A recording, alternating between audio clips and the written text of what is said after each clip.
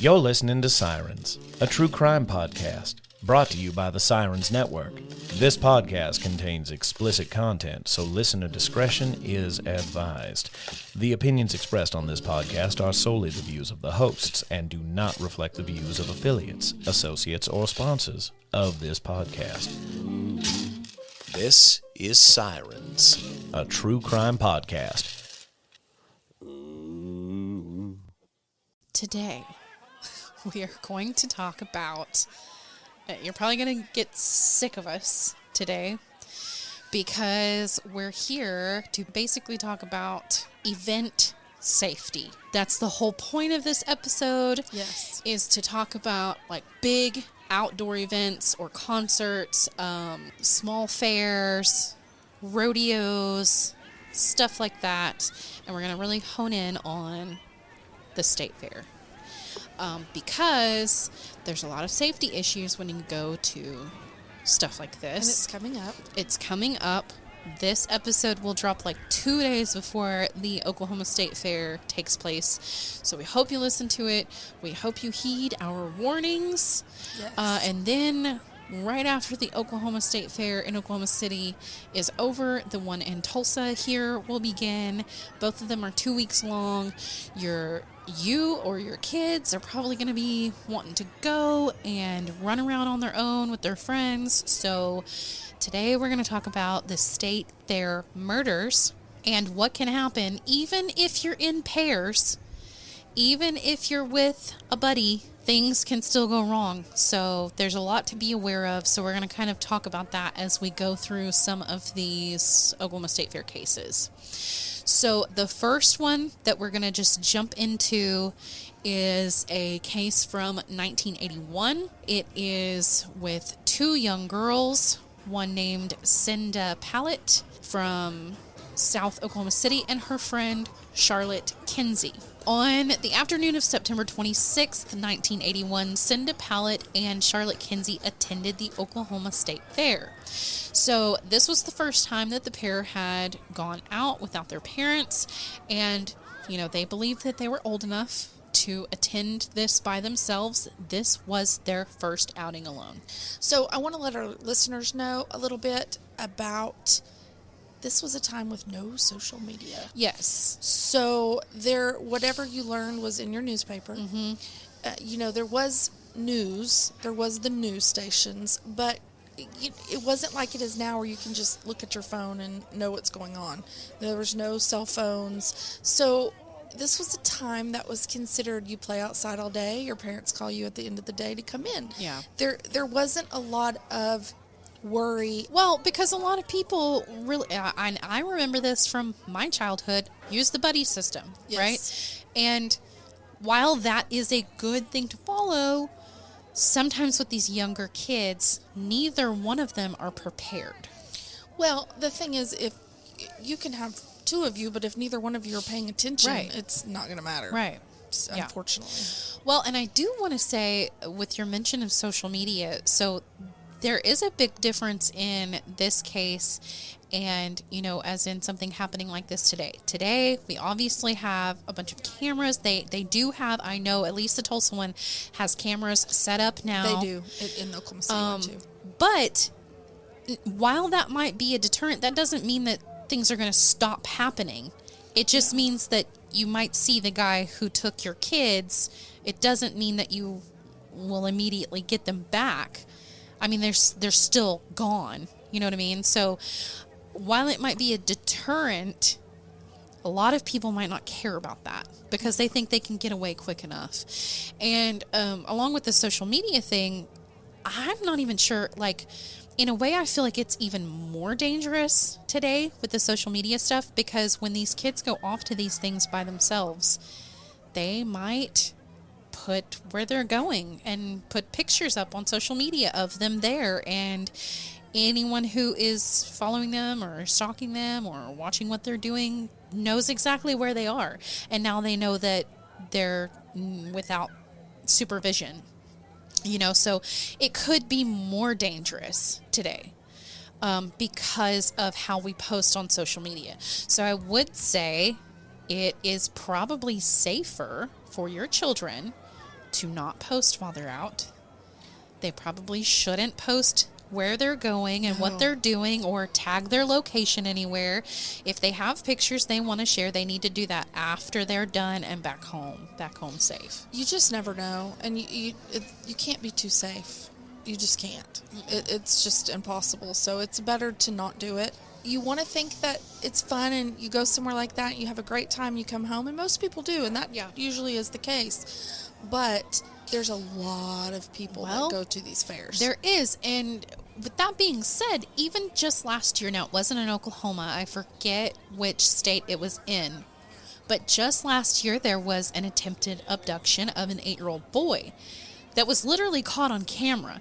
Now, this boy was prepared enough to start literally kicking and screaming and hollering and drawing attention to himself. The best thing you can do. Yes, and the guy just dropped him and took off. He didn't give a crap that there was a camera set up, literally, that was only like 20 feet away. Cameras, there's a misconception, I think, with cameras. People think, oh, there's a camera, it's going to be fine. There's a camera, it's going to stop them in their tracks. That's not how it works. You're getting brazen people that they want to do the act. So the act's already done by the time you see them. Exactly. So, it might deter some people, but it's not going to deter everyone. It's not going to deter everyone, right. So just be aware when you send your kids to this stuff, or even if you yourself are, even if you're not a young woman, if you're a woman and you're going to these things by yourself, don't. Well, I wouldn't go by myself if I were you. And I can tell you that I was there last year, and when I said I wasn't by myself, but when I was sitting on a bench by myself, waiting on someone to come back with food, I was approached by a worker. See these that works there, and he was sweeping around me. Sweeping like the concrete. I was on a bench. He was sweeping around me, and he started proceeding to talk to me. And I was nice, but I had just spilt like all this cheese from, leave it to me, from a pretzel all over my clothes. And so I had all these napkins. I was trying to wipe myself up, and he literally said to me, and I kid you not, he swept around me, said, "Oh, I hate that you did that," swept away. And then he came back about 2 minutes later and said, "Well, if you just take your shirt off." Yes. He did not. Yes. If you just take your shirt off, your stain will be gone. What? And I just kind of looked at him and I was like, he did not. I was like, what did he expect you to do with your shirt? I don't know. And I thought, okay. And I'm not young. So I'm like, what? Could you imagine? I mean, like, I'm going to need you to not do that, I'm sir. not a 20-year-old, something anymore. So, or a teenager. So I was like, if he's saying that to me, what is he saying to these? Exactly. And so I just said to him, well, I have somebody that's going to be here in like 2 seconds. Well, and that's another thing. I'm glad that you brought up the worker thing, because a lot of these workers are transient. A lot of them come and go with the fair. Some of them usually, they just show up when these fairs show up, or they travel with the fair or whatever. They're here and gone in 2 weeks. And that's not to say that everyone that works for the fair is bad. I'm not saying that. There are a lot of good people that put in good hard work. We do just need to be aware. But you need to be aware of anyone, and that includes the workers, because I would have never thought that this guy would have said, if you just take off your shirt, it'll solve the problem. And he literally said that to me, and I was just like, so creepy. I was just thinking, you do know I'm old, right? Yeah, that's very weird. Oh, sure. I don't know. It's kind of weird. But it happened. So you see it happened to me. Yeah. And, that was only for like literally I was sitting by myself less than 5 minutes. It could definitely happen to you or your child or whatever. Yes. Yeah. I would never go. Actually, this year, I have asked you to go with me. Because I would rather have a larger group. Like, it even makes me nervous when it's just me and my husband, because we have one kid. It's just me and my husband. So when he's doing something, like getting us a snack or whatever, it's just me and my kid. Well, you see, that was just me for just a second when someone was getting me more napkins. Yes, for just a second. So, like, I would make it a big family outing, or if your kids are going, have them go with a very large group of like 4, 5, 6 kids at once, something like that, to just keep them a little safer. But anyway, okay, so September 26, 1981, Cinda and Charlotte are going to attend the Oklahoma State Fair for the first time without any supervision on their own. So at 5 p.m., Charlotte calls home to tell her mother that she and Cinda had been offered these jobs. And how old were these girls at the time? So they were both 13 years old. 2 13-year-olds on their own at the state fair. Yeah. Which, it is a lot different, because I can remember going to the fair, by myself with my friends, but our fair in our little town of Ada was like nothing. It was like you could, from one side or the other, you could see the parking lot where you parked at. You could see everything. Not saying it's not any less dangerous. It probably was. But these state fairs are huge. Yes, and I wasn't even allowed to walk around with a girlfriend and another guy friend until I was 15. Yeah. And that was like 2 guys and another girl. Yeah. So at 5 p.m., Charlotte called home to tell her mom that she and Cinda had been offered jobs helping a carnival worker unload stuffed animals from a truck. Okay. Before I proceed, I do want to mention it has never been verified that this was an actual carnival worker. I just want to throw that out there.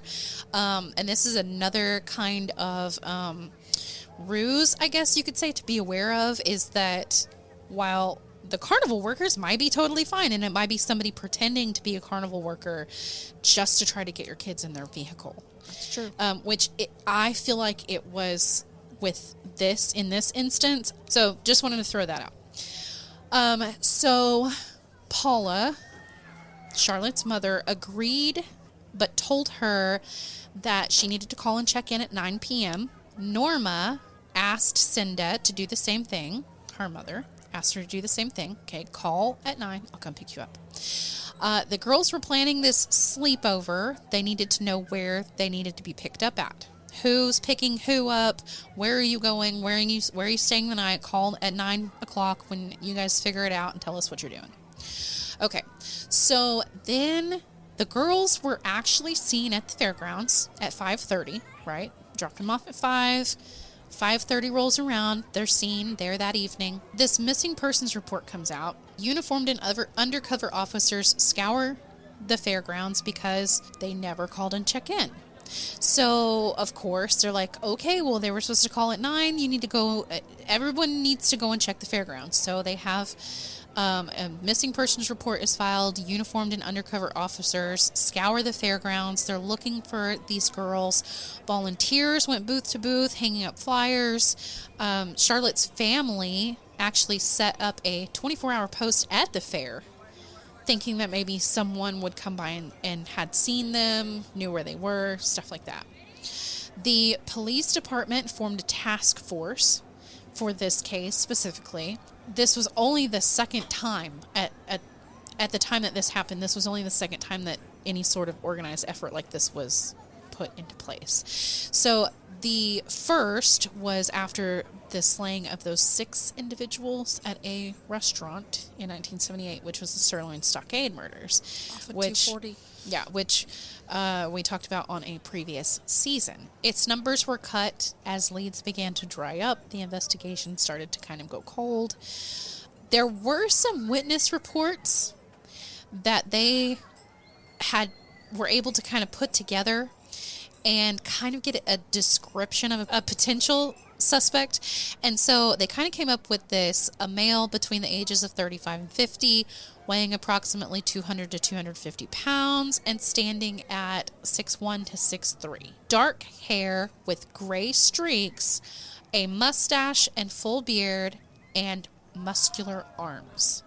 He was apparently wearing silver wire-rimmed glasses, a brown striped or plaid cowboy shirt, cowboy boots, a flimsy straw cowboy hat, a digital watch on his left wrist, a yellow badge, and a leather belt with the name Joseph tooled into it.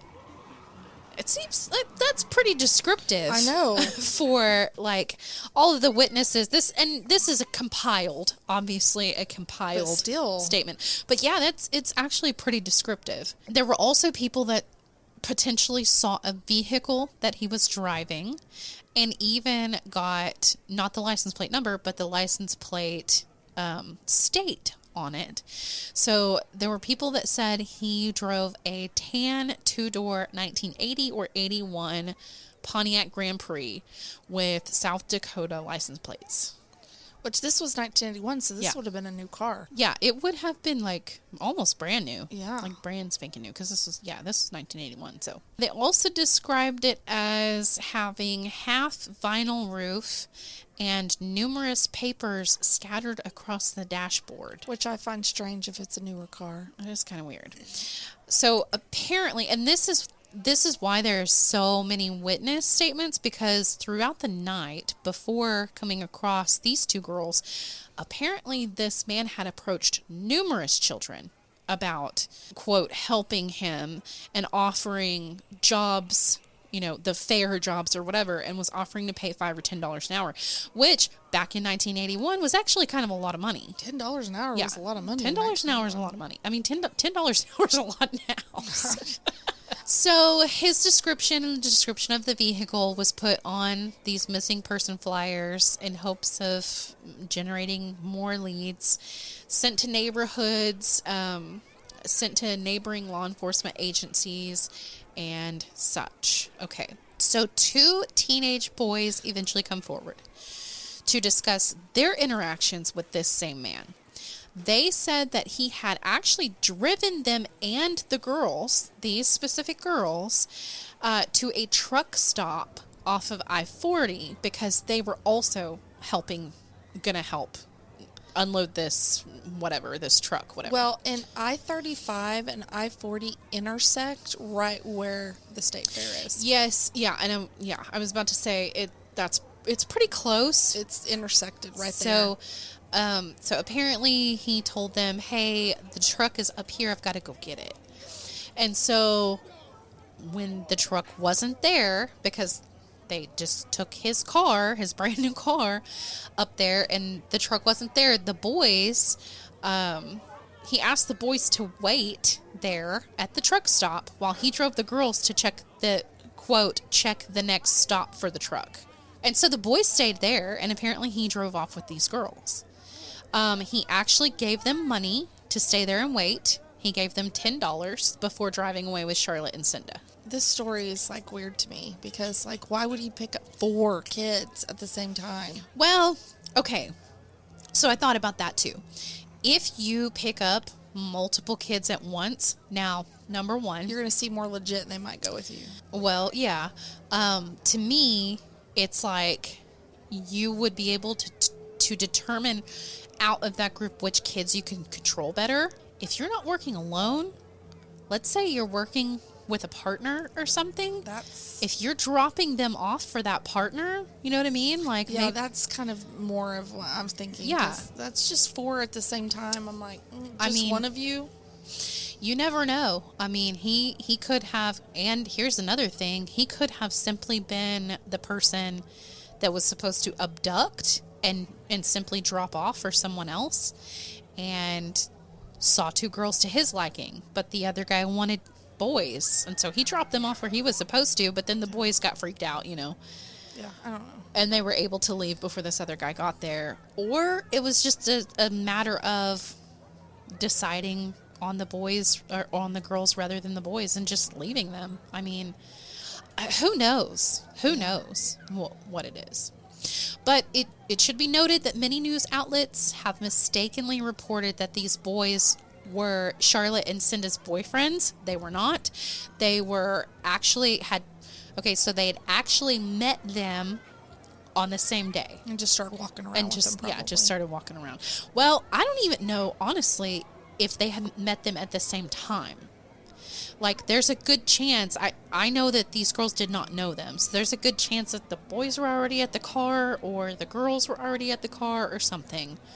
But they could have met and walked around. I know when I was younger, we'd meet boys somewhere, and you just walk around with them. Yeah, and that could be possible too. But they met that day. They were not boyfriends. They didn't know these boys like long term or anything like that. So this man's yellow badge, quote unquote, yellow badge, was apparently located soon after, and it bore the name and photograph of a guy named Donald Michael Corey.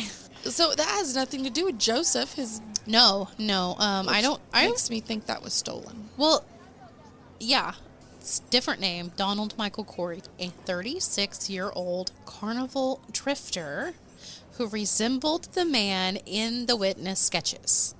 So he was eventually arrested in Alabama, but later had the charges against him dropped after it was determined that he actually had no relation to the case. Okay, so the investigators were able to rule out all employees with the Oklahoma State Fair as suspects, stating they felt the abductor had posed as a carnival worker in order to gain the girls' trust and did not actually work there. So this did kind of go cold almost immediately after this guy. They were just like, we don't know. And so a couple months into the investigation, the Oklahoma City Police Department put up a reward for Cinda and Charlotte's return. It was $5,000 initially. $1,000 was then added by the families, and Crime Stoppers offered an additional $2,500. So pretty decent reward for 1981.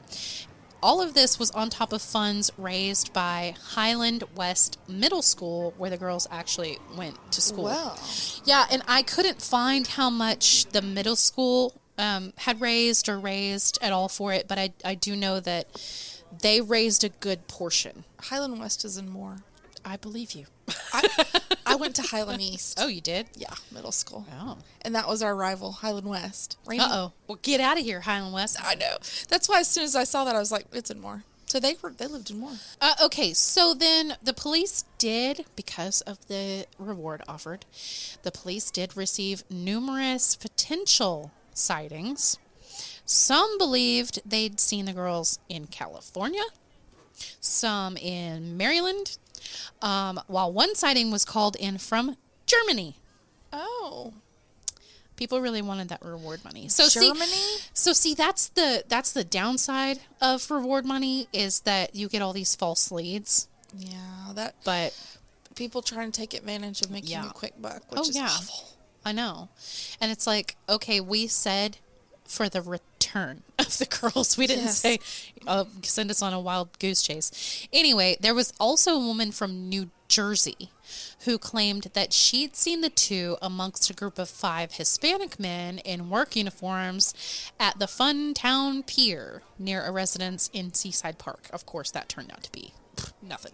Like, it had nothing to do with anything. It's really far from Oklahoma. Yes. So a lot of people, because it had been 2 months by then when they set up this reward, a lot of people just kind of went, oh, they could be anywhere. Which, I mean, they could be anywhere. But you would think if they were going to be anywhere, he would have taken them back to Alabama, I think, where his car was registered. Yeah. And so, well, it wasn't that guy. I don't know. I don't know exactly how they cleared that guy. Like, I didn't see anything on whether he had an alibi or somebody with him, or found the car, like, I just don't know how they cleared him, but I do know that they did eventually just like totally clear him, which is a good thing to know. So the girls' parents also received countless leads from various organizations, all of which they passed on to the police. And there was a man identified as, quote, James Miller, and he had allegedly confessed to killing Cinda, while another man named, quote, Sig Ragland claimed to have seen the girls' bones and burned clothing. Charlotte's older sister, Lisa, said her former boyfriend had received a phone call from Charlotte, like while she was gone, during which she said, Curtis, help, I can't get a hold of Lisa, but that was apparently never verified. Like, we're talking house phones, you know what I mean? Like, there were no cell phones. So, and there was no caller ID. No. And so, really back then, like, yes, you could track certain numbers and stuff, but it was not as, like, prominent as it is now. You just answered the phone, and who you got is who you got. And I mean, like the police, like, well, they could go back and see who all called that number. Well, it depends. It worked differently back then. Yeah, it did. And a lot of times the, unless you were calling, like a collect call or a long distance call, they usually didn't keep track of that stuff. Because it's like, okay, well, you're paying me a month. You use the phone unless you do A or B. We don't care where it's coming from. Because long distance calls back then it was a lot. It was a lot of money. It was. And FYI... And they kept track of your minutes. Oh, yeah. And that is why calls like that were really the only ones that were tracked. Because it was something local... Like, they didn't really keep track of stuff. They didn't, at the time, really have a need to keep track of things like that. No, because you didn't pay for, I mean, you didn't have to pay for minutes like you did. No. Long distance. So then, let's get into this other guy. There was a guy named Royal Russell Long. He was a part-time carnival worker and a full-time long-haul truck driver. I'm literally looking at, you remember that big long description that I gave you earlier? I do actually have a photo of that. I'm looking at it. And then next to a photo of Royal Russell Long, it's like identical. It is. And I'm not even making it up. Like, they have the hat on. There's like a feather in the hat. It's almost uncanny. It is very uncanny. Same glasses. Same shirt. Same, like, everything. He has been long considered the prime suspect in this case. So not only did he closely resemble the sketch, but he lived in Tuttle, Oklahoma, and had delivered equipment to drilling rigs across the state. So he was long haul trucking across the state. So Tuttle, and I want to tell so they know how close that is to... I don't even know how close. I don't know where Tuttle is. So Tuttle is southwest. We're going to use southwest again. Ooh, I love southwest. Several times today. I apparently don't know which way is east and west. So Tuttle is southwest of Moore. Like, how far? 30 minutes. Oh, okay.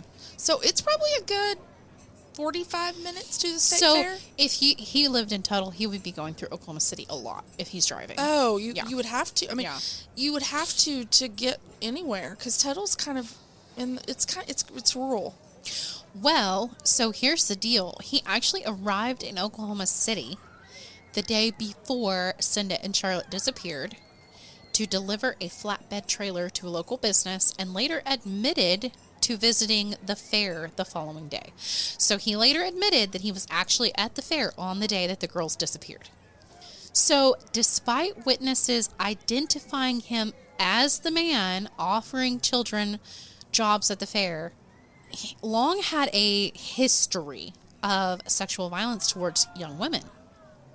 So he was accused of molesting his own daughter, and she eventually came forward to say she'd witnessed him attempting to lure other young girls to his vehicle with puppies and toys.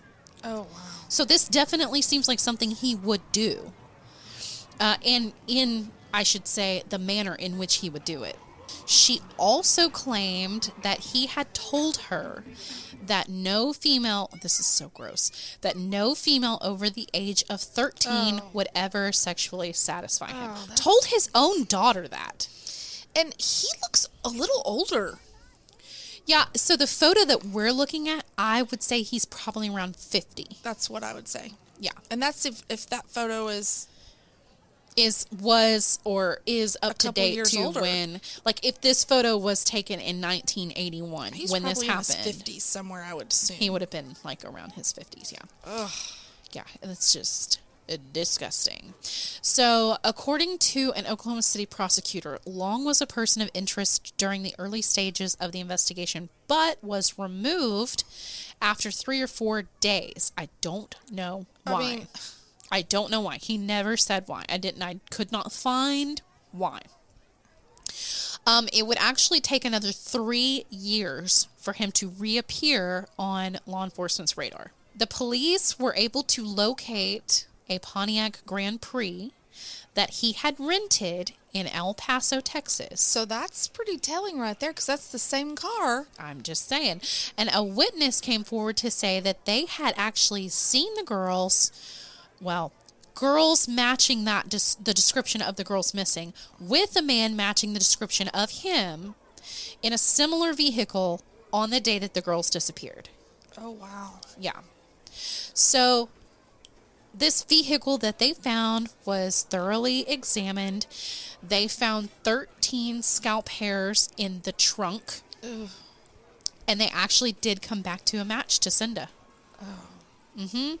There were also animal hairs found in there. Some were cat hair, some were dog hairs. That could explain puppies. Yeah. Yes. So that also tells me that maybe his daughter wasn't, I'm not saying that she was lying at all, but maybe she. But that kind of verifies. Really onto something. Yeah. Yeah. So there was also blonde hair found stuck to the corner of the mat in the car. Now, I do want to mention that, so while they didn't yet have access to the DNA technology like we do today, an expert was able to determine that either one large body or 2 smaller bodies were outlined in bloodstains in the car. However, at the time, he wasn't able to definitively say that it was human blood. This was 1981.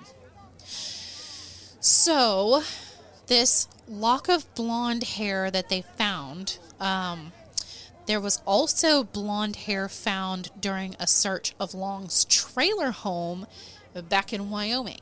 Oh, so he lived in Wyoming, but he rented a car from El Paso, but wasn't he from Alabama? He was from Tuttle. Oh, Tuttle. Sorry. Yeah. He worked in Tuttle.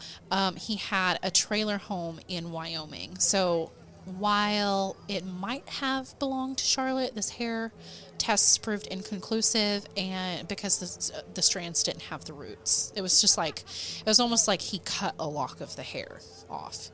Yeah, it's weird. So other places known to Long were searched, but that was all they found. And the thing about it, and this is the thing, is why he was never officially, whatever. It's because it's just a hair. It doesn't prove that you killed anyone. It just proves that she was in your vehicle, but that doesn't prove that you killed her. Sure. Yes. So, he was charged with kidnapping, though, and he was charged with the murder at first of both Charlotte and Cinda, and this was in August of 1985. So it took them a couple years to get all this together, and investigators determined that Long had arrived in Oklahoma City the day before the girls vanished, to deliver this flatbed trailer. He admitted to being at the fair. He denied the involvement of their disappearances. The boys and several other witnesses did identify him as the man who offered these jobs, as well as approached other children that day. So we have some witnesses now. The boys, too. Yes. So he actually pled not guilty, obviously. He was denied bond, and while he was waiting in jail, awaiting his preliminary hearing, he spoke of an alleged conspiracy between authorities in Oklahoma and in Wyoming to try him for the abduction of the girls and the kidnapping of another girl named Sharon Bald Eagle. So he was basically saying that all of these authorities are coming up with these conspiracy theories, that they're saying that these 2 girls and then another girl, he kidnapped and murdered all of them, and it's just not true. Trying to pin it on him. Yeah. So the hearing went underway that October of 85, along with hearing from one of the boys, whose name was Lance. I'm not going to say his last name. And then the judge also heard testimony from 2 teenage girls who claimed to also have been approached by Long. They said that he had offered them jobs, unloading toys, and they all got suspicious and just walked away. They didn't buy into it. Mandy just learned that she knew one of these boys who was approached by this guy. Yeah, well, my sister did. That's very interesting. All right, so then the defense argued that Charlotte and Cinda, the defense, as in his attorney, argued that no, they were spotted. These girls were spotted in Miami, Florida, so they're still alive. He also argued that it was possible that they were working as prostitutes in Burbank, California, filming a porn movie entitled Little Love Slaves, which I almost want to vomit. And they're 13. Yeah. With no clothing with them, with no money. Nope, they just took off to go do porn in California, I guess. With no resources. No, that's just Yeah, that's not even feasible. It was ridiculous. So I do want to, okay, I'm going to put a pause on this trial real quick because I want to jump back to this other girl that I mentioned, Sharon Baldeagle. So Long was involved in this abduction of Sharon Baldeagle, who was 12 years old at the time, and this would have been in September of 1984. So this would have been after the other two girls. So she and her friend, 15-year-old Sandy Brokenleg, had been hitchhiking to Idaho when Long picked them up in Casper, Wyoming. He'd brought them to his home in Wyoming, tied them up, and at gunpoint and with coat hangers, he sexually assaulted them. Sandy actually escaped. She escaped from him, ran to a neighbor's house, and got help. And by the time that she had brought help back, Long and Sharon were already gone. He took her and took off. So Long was eventually arrested by the FBI in Albuquerque, New Mexico. And when he was questioned, he said he'd driven Sharon to Cheyenne, Wyoming, and put her on a, quote, light-colored bus or truck bound for Dallas, Texas. When questioned about kidnapping and assaulting her and Sandy, he claimed the girls had willingly engaged in sexual activity with him out of a need for money, like as in he paid them as prostitutes, and they lied about their ages. He didn't know they were 13. He didn't know they were 12, 13 years old. Yeah. Well, they were 12 and 15. He didn't know. He said they needed money, so I paid them for sex. I didn't know that they were 12 and 15. So in that case, Long took a plea deal in relation to that case, and he was sentenced to 2 life terms in prison for the kidnapping. Okay, so then back in the hearing for our Oklahoma girls. That ended with the judge throwing out much of the physical evidence. Like a lot of the physical evidence, as well as any information regarding his involvement in the case of Sharon Baldeagle, and any testimony from Long's daughter. And there was an inmate who had served with him back in California that was also thrown out. I do not know why. I tried to look and find why he threw all that out, but he did. So this boy that your sister knew was barred from testifying. Wasn't allowed to testify and say, like, point at him and say that was the guy that approached me. Because previous to the trial, now this is the only one that I did find on why they threw it out. Because previous to the trial, this kid had actually been hypnotized during the investigation. And the defense felt that he was now partial to outside suggestion. Because they had hypnotized him and maybe could made lead him think their way. Right. Put subliminal messages in there. Exactly. So he was barred from testifying. The judge also threw out the charges of kidnapping, citing a lack of evidence that the girls had been, like, physically bound or confined since the bodies weren't found. So you're going to crawl in someone's trunk? I guess. I'm sorry, but I would not crawl in anyone's trunk. So. I guess so. Because that's basically what he's saying here. Because at this time, now this is 1985. The girls were abducted in 81. Their bodies never found up to this point. And he's saying, well, we can't we can't charge him with that because we just don't know if they didn't get in his trunk willingly. This is the thing. We're not talking about like an open trunk, like a big SUV where you can sit back there. This is a car. It's a Grand Prix. You're talking about a trunk that you just close the lid. Yeah. So I'm not going to go, oh, sure, I'll ride in your trunk. No, that's stupid. That's asinine. I know. Those girls did not do that. No, it's ridiculous. So, the prosecution obviously appealed the removal of the kidnapping charges. They won. Good. Because stupid, right? But again, Long pled not guilty to murder and kidnapping. He was denied bond. While in jail, he was offered a plea deal with the ability to serve his sentence in Wyoming instead of Oklahoma if he revealed the location of the girls' bodies.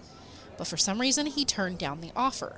Both sides came before the judge. In December of 1985, the defense asked to drop all charges against Long, as there wasn't enough evidence to convict, and the judge obliged. The jury and the case were dismissed.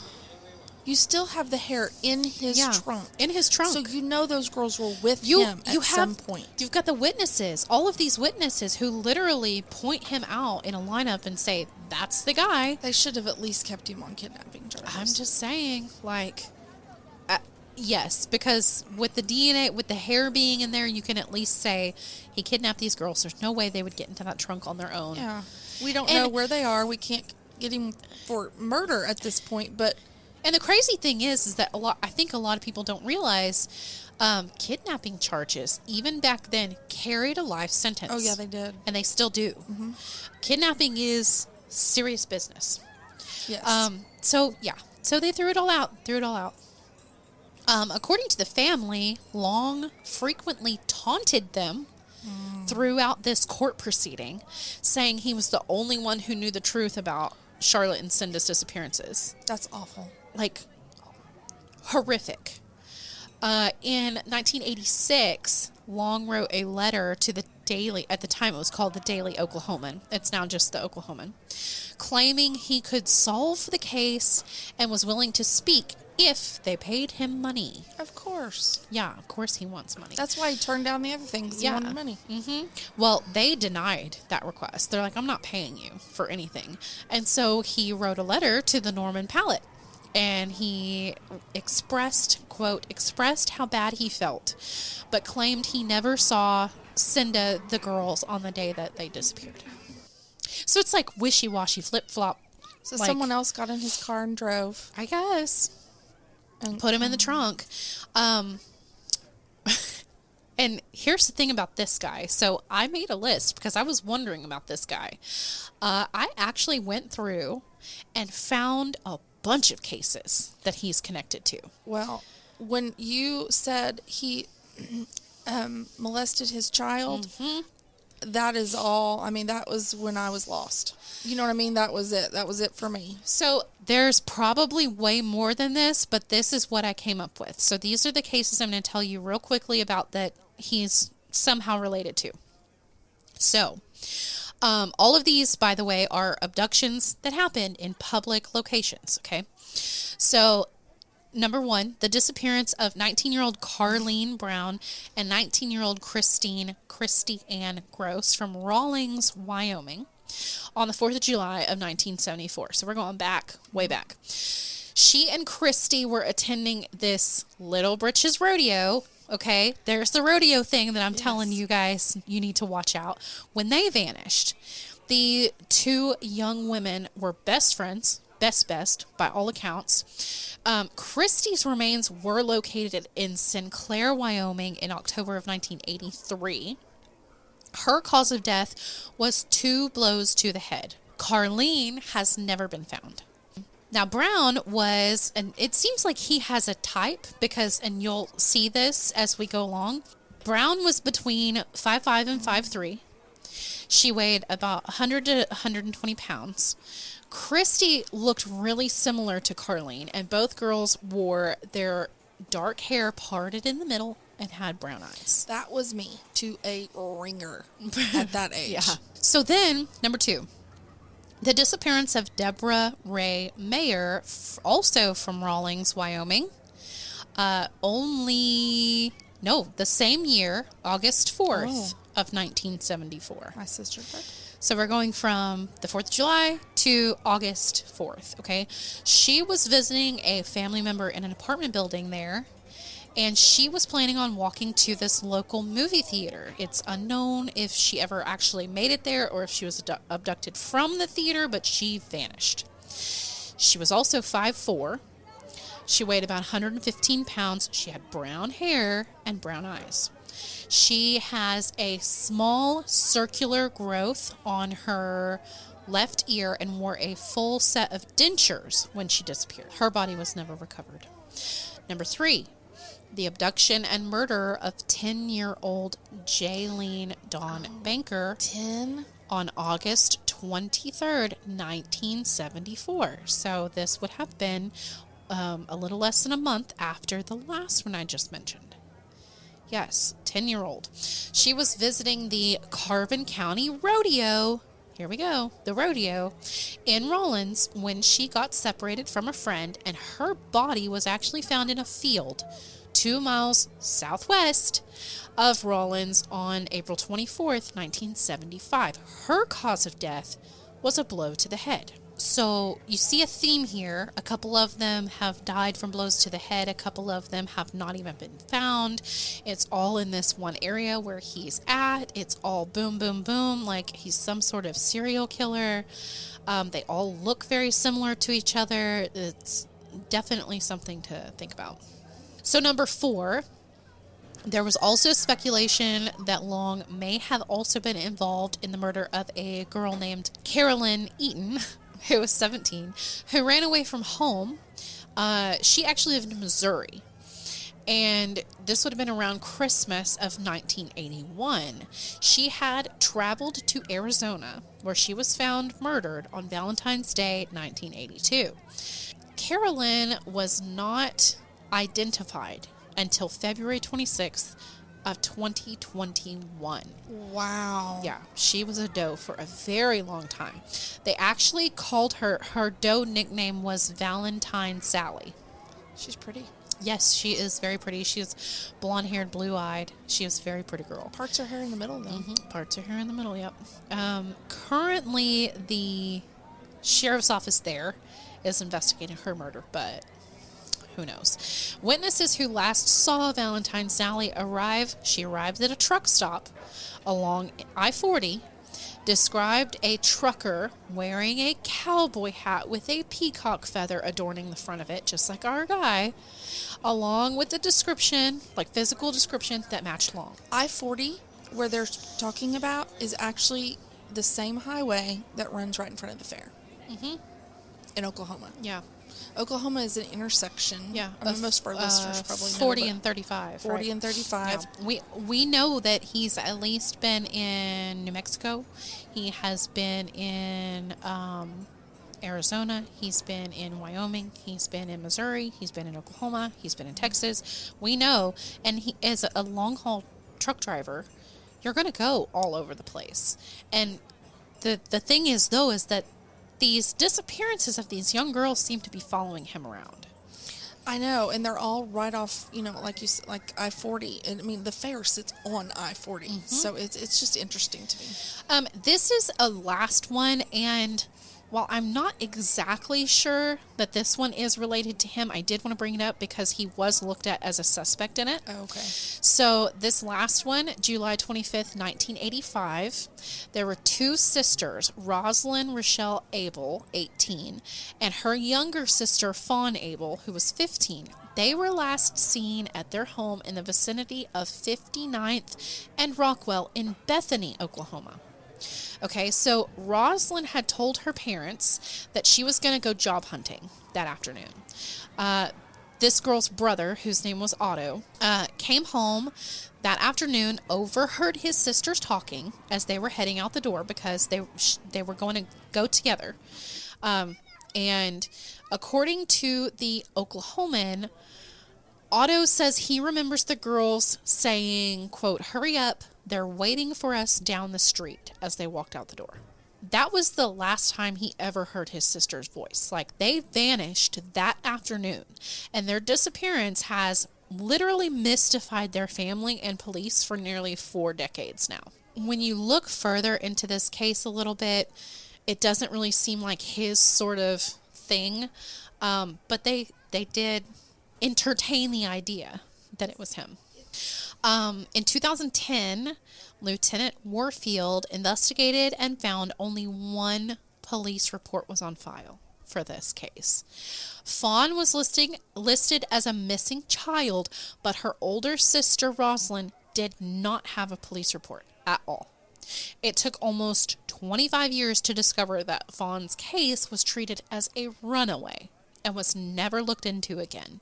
And Rozlin, because of her age and being an adult, was never listed at all. Just never listed.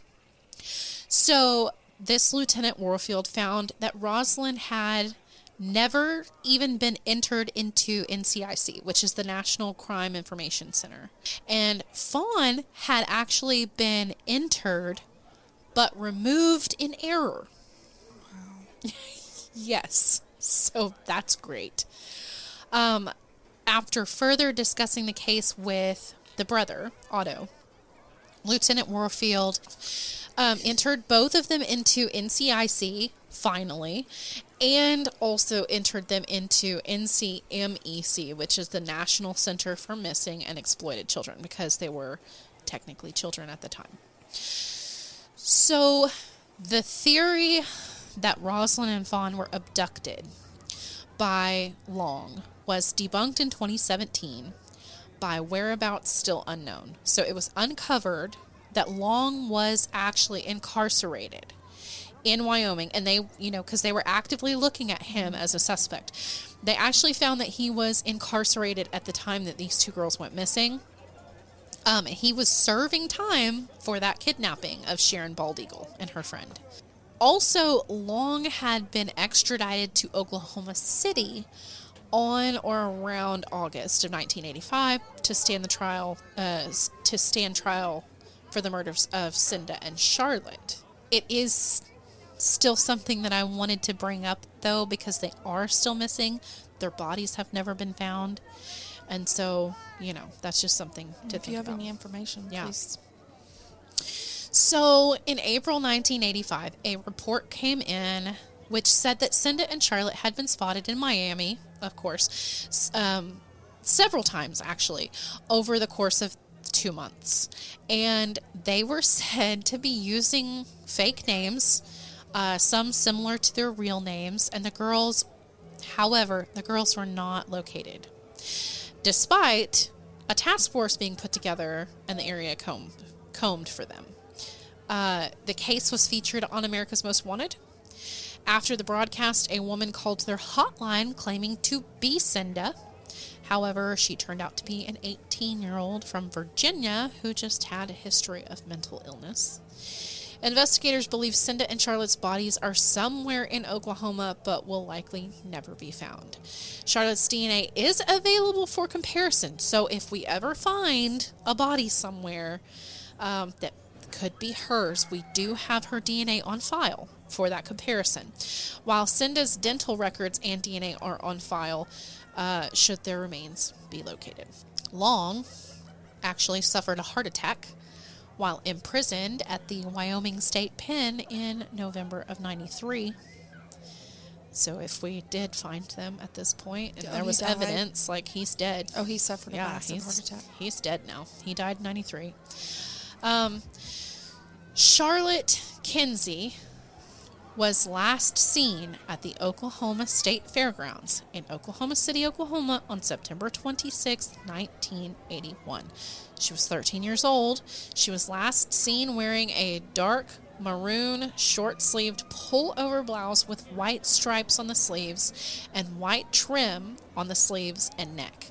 She was wearing blue jeans, Nike tennis shoes, a wedding band type ring on her right ring finger, and at the time of her disappearance, she would have been about 5'5'1", weighing about 100 pounds. She had shoulder-length strawberry blonde hair and blue-gray eyes. She has a triangular-shaped birthmark on her lower back, near her waistline, and a small dot-shaped scar below her left eye. She has silver caps, or at least did at this time, on her lower front teeth, and her ears were pierced. She was suffering from depression at the time of her disappearance. Just 2 weeks before, she had actually tried to take her own life by overdosing on her mother's tranquilizers. Yeah, which is very sad. But no one thinks that her disappearance has anything to do with that. No. Cinda, on the other hand, Cinda Leanne Pallett, was last seen at the Oklahoma State Fairgrounds. She was 13. She was last seen wearing a white t-shirt with dark blue sleeves, a ZZ Top logo on the front of the shirt, and the number 81 on the back of the shirt. Size 12, slim blue jeans, a rope belt made of braided orange and rust-colored nylon with a leather buckle, her name tooled into it. She also was wearing two-tone blue Nike sneakers with black waffle soles. At the time of her disappearance, she stood about 5 foot and she weighed about 88 pounds. She had shoulder-length brown hair and blue eyes. She has a small scar below the corner of her left eyebrow and wears a dental retainer, or did at the time, behind her lower front teeth. So currently the cases are classified as non-familial abductions, meaning they think a stranger did it. And some agencies state that their disappearances occurred on September 25th. So if you see that, it was actually the 26th. So if alive today, these girls would be women in around their 50s.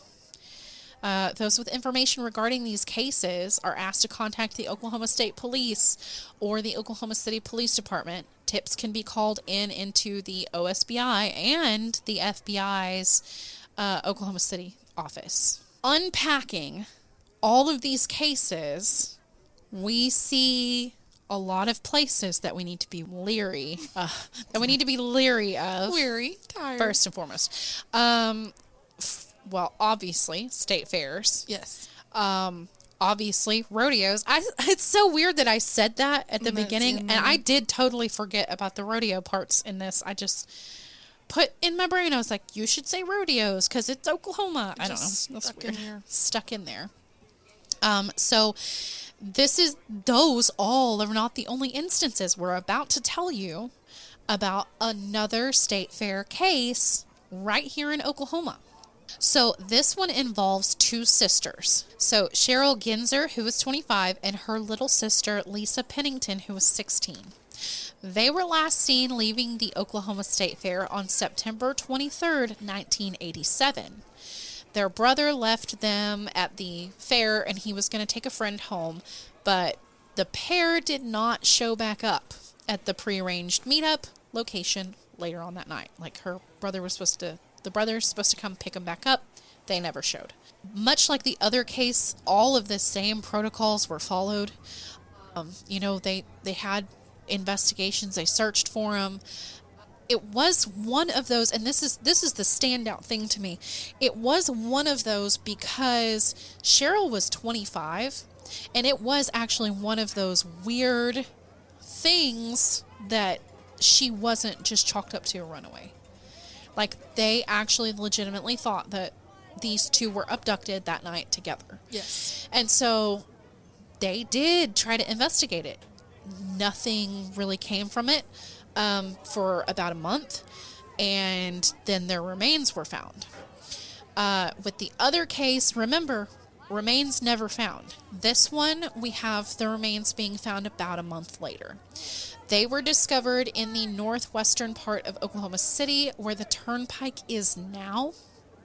which would be around 132nd and Santa Fe. It's a little southwest of there. So 132nd and Santa Fe. And then you look south, like right directly south is where the turnpike is now. It was in that general area to the southwest. They were buried in a shallow grave near a small pond. They had been shot in the head with a .357.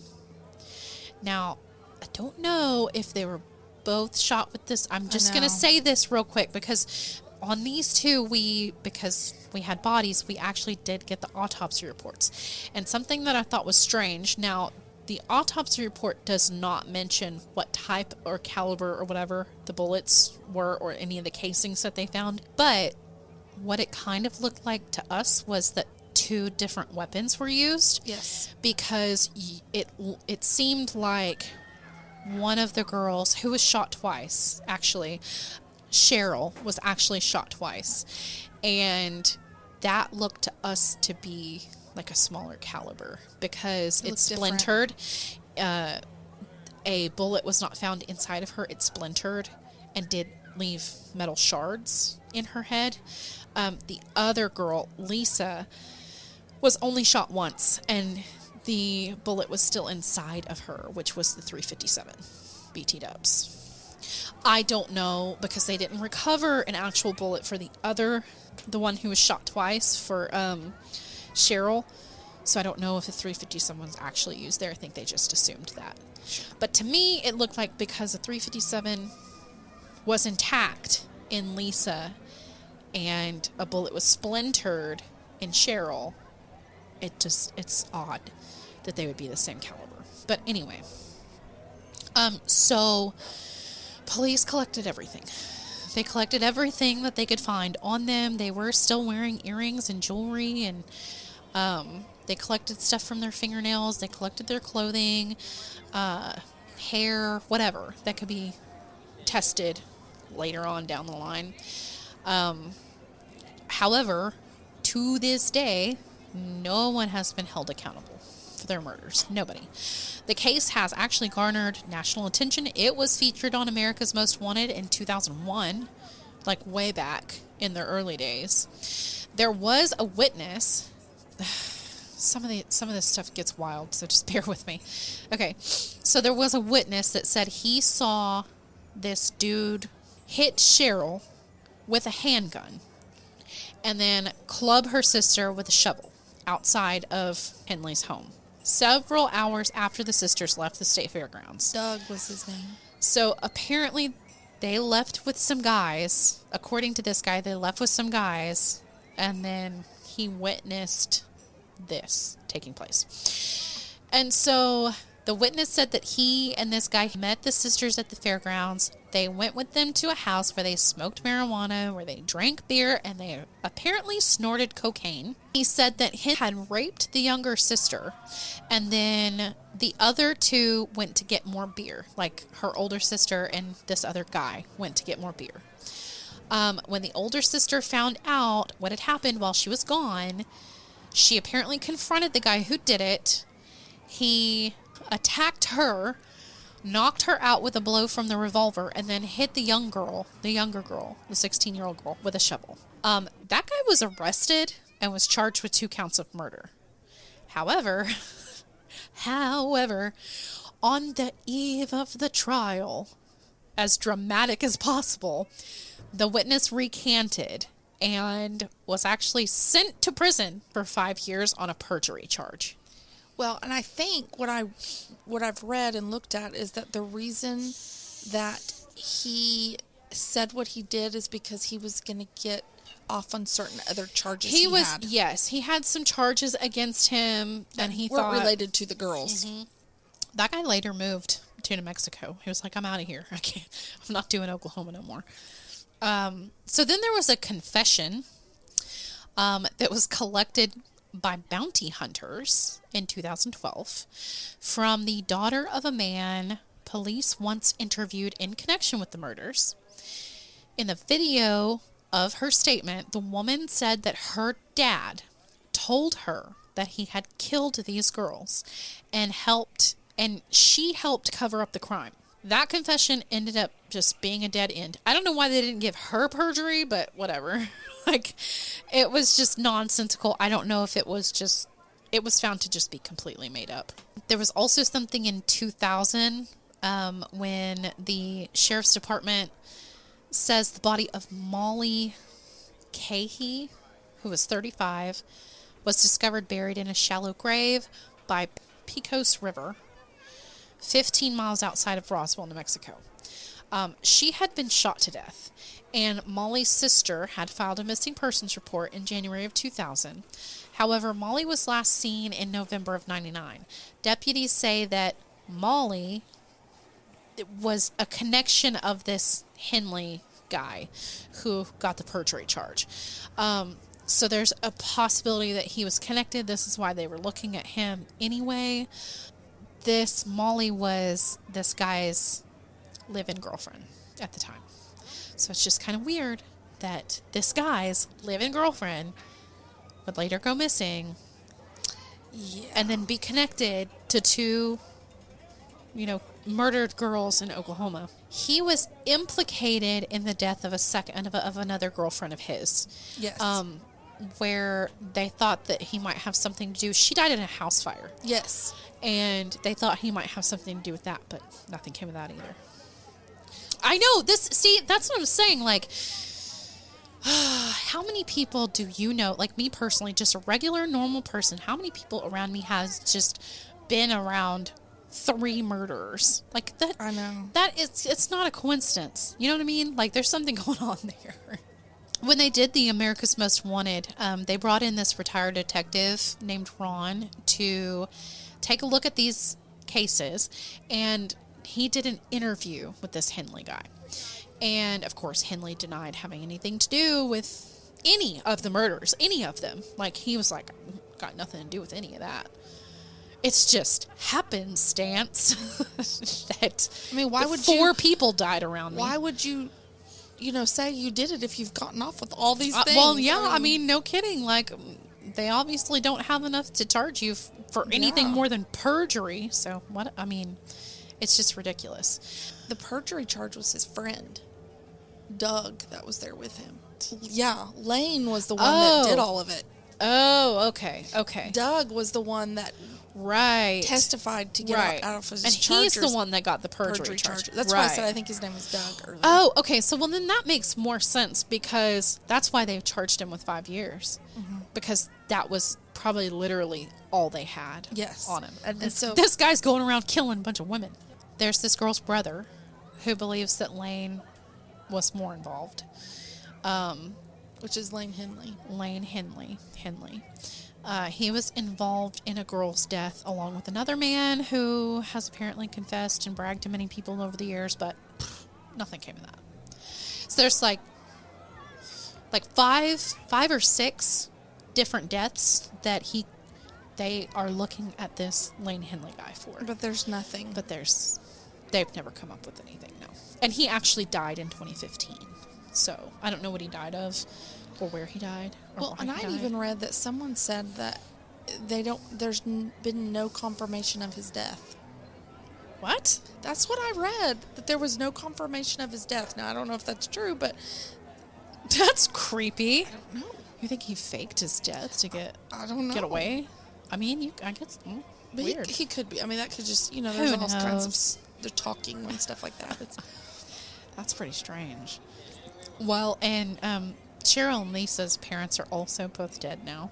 I think their mom just died like in 2021. They fought for a long time, because this is, what did I say, 87? They were fierce advocates. Mm-hmm.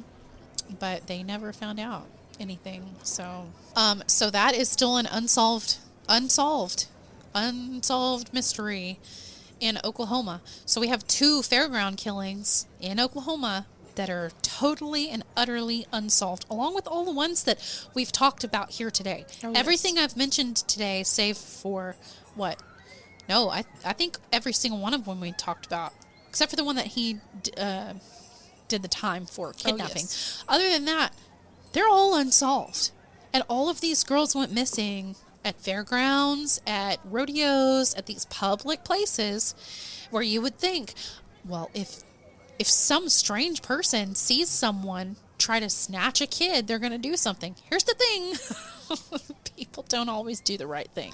Well, and this is the other thing. They don't like to get involved. No, but this is, just because you think a crowd gives you some kind of safe place, it can, but it can also be a place where people mold into the surroundings. And there's so many people that it's easy to get away in a crowd. Well, yeah. You can just kind of fade off into the crowd. Yeah. And those were not, these are not isolated incidences. We've talked about a lot of them. I've got 2 more right here if you just want to know specifically about fairgrounds. 1978, both of them, 1978, Tina Anderson, who was 12, and her 14-year-old friend Patricia Campbell were last seen at a Pioneer Day celebration. Which is odd because my mother-in-law is in there talking about putting together a Pioneer Day right now. Wow. She's in charge of Pioneer Day. So it's just like these little local events. Mm-hmm. You just never know. They spent the day celebrating it at this park, this Alameda Park, and they just never showed up. 3 years later, their bodies were found in Idaho. And then also in 1978 in Nevada, a girl named Sandra Butler was last seen in Sparks. She was walking to a shopping center. She was just walking to a shopping center across the street from her family's apartment, and she was never heard from again, ever. The day that she disappeared, she had just gotten permission to ride her bike. She was about to ride it to the Reno Rodeo at the fairgrounds. That's where she was heading. And vanished, gone, never seen again. So I wanted to talk to you before we wrap up here. I've got some highlights here that I want to we might have already touched on some of them, but I want to kind of highlight a little bit more of just some fairground safety. So nowadays, I don't think this was the case back then, but nowadays you can actually register your child at an event information booth, okay? They provide wristbands for your kid that has contact information on it. So if they get lost or whatever, they've got this wristband on that an adult can look at and contact you. Also in recent years, at least the Oklahoma State Fair, and I do think the Tulsa State Fair does this as well, they set up a safety center now where they have police there, they have first aid, they have lost and found. So it's usually located in the center of the fair, so that's easy to get to. So anything happens, you go straight to that safety center and ask for assistance. Now, and I remember, so from now to when I was younger, they have it a lot more closed off now, where you can only go in certain entrances and out certain exits. That is true. Tulsa is like that as well. And back when I was young, though, you paid, but you played and walked in, but there were so many I don't even know. I know Tulsa puts up a lot of barricades. Maybe I imagine that, but I just remember there being a lot more entrances and exits when I was young. Not to say that someone can't jump over those, because they're just, they're like waist level barricades for the most part. Yeah. Like you could jump over those, but there are usually fairground workers and stuff who will tell you, don't touch those. They are not afraid to tell you. Yes, they're very verbal about themselves, and they're not afraid, and that's good though. We need that. That's good. And so some statistics, it might deter. It might make you feel a bit safer, but specifically in Oklahoma City in 2022, throughout the fairgrounds there were around 325 cameras. In Tulsa and OKC together, they have about 800 cameras. So they have cameras set up all over the place. They have a bunch of different camera views and stuff. Now, I'm not saying that you should rely on those things, because it's almost always an after the fact. Like someone might be sitting in there watching, but they have a bunch of cameras to keep eyes on. But they are putting things in place to try. They are trying to, at least if something happens, yes, you can go to the cameras and say, let's see if we can find X thing where it happened. If anybody's on this camera, you might be able to, ID somebody or whatever. But that's not going to prevent it from happening, is what I'm trying to say. In closing, we just want everyone who goes out at any given time to be aware. Be aware of yourselves. Be aware of what's around you. If you're going to the fair, go to the fair. Have fun. Put your phones away. Because if your face is shoved in your phone, you're not going to be watching what's going on around you. There's a lot of talk about, well, if I'm on my phone, if I have someone called, then at least someone can hear. Yes. So if you have someone on your phone, or you want to call someone, if you have to walk somewhere, put them on your phone. Put them on speaker, then put your phone in your pocket. I want to suggest, instead of doing that, set up a Noonlight account. Only because Noonlight is free. You don't have to pay to use it. App. It will track you. It will track your phone. It has a little button. I know we've pushed Noonlight forever and ever, but it's because it's a great app. It's got this big giant button. That's the only thing that's on the app. A big giant button. You go in, you create your account, you tell it, yes, track my location when I've got it open. You put your thumb on the button while you're walking. If you feel unsafe, you put your thumb on the button. If at any point your thumb releases from that button, you have 30 seconds to input your code. If you don't input your code, they immediately call law enforcement, and they are dispatched to your location immediately. Which is fabulous, because it's, and you think about back when these, murders happened, there wasn't this kind of technology. Yeah. I know. And like I said, so social media you always say this, it's a double-edged sword. I know, that's my word I say for social media. It's a double-edged sword. It's a double-edged sword, because if you're posting social media all day long, you have those geotags, and people can see where you are in real time, or where you just random left, people. or yes, just random people that could be following you, and you don't really want people to know where you're at, especially if you're out alone, or if you're out without parents or an adult or something like that. But it can also be good, because you have things like Noonlight that can get you help immediately. Yes. Also, now here's the weird thing about fairgrounds, so they don't want you to take weapons in there, right? And they also say that pepper spray is a weapon. So what I suggest, get your Noonlight app. They also have these little alarms now. Panic buttons. Panic button alarms. And so you can, some of them have these things where you put it on kind of like a bracelet. Mm-hmm. And if that gets disconnected from the button, then it will alarm. There's other ones where you can push the button and it will make an alarm. And I mean, some of these are stinking loud, like loud. Also, make freaking noise. Well, make all the noise. Yes, the more noise you make, the more attention you're going to bring to yourself. Mm-hmm. And that is the best thing you can do. Yell, scream, kick, do whatever you can. If you have to use the buddy system, if you only got one friend, and that one friend's the only one that's going to go with you, if you have to use the buddy system, make sure you're watching out for each other the entire time. Don't be stuck in your phone. Make sure you're both watching, both of your backs. Don't ever leave each other alone. And not even for a split second, don't leave each other alone. If they're not, go to the bathroom together. If they're not your ride that's supposed to be there to pick you up, or your parent, do not leave with them. Yeah. So, even when you're standing in line and your friend says, I'm going to go over here and get in this line for a fried whatever. Just don't do it at the fair. Just don't leave each other. There's too many people. Stand in line together. Wait together. Don't ever leave each other's side. If you have to use the buddy system, there's only two of you, that's all you've got. So make sure you're watching each other's backs. You can also report anything. Now, this is another thing, is people seem to think that you need to go find assistance, call 911 right then. If you go find the safety center, you can make reports there. So they will relay or call the police if they need to. The police are usually stationed there now.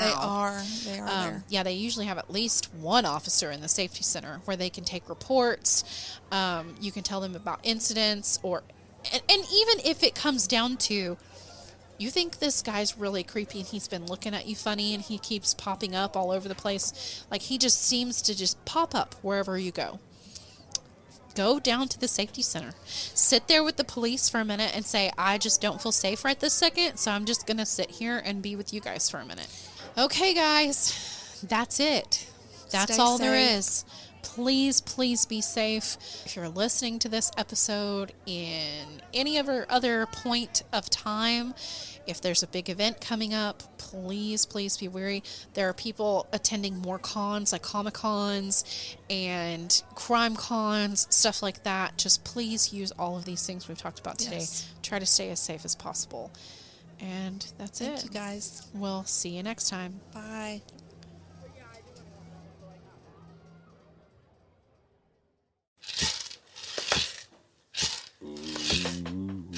You've reached the end of our episode. All suspects are innocent until proven guilty in a court of law. Join Raven next time on the Sirens Podcast.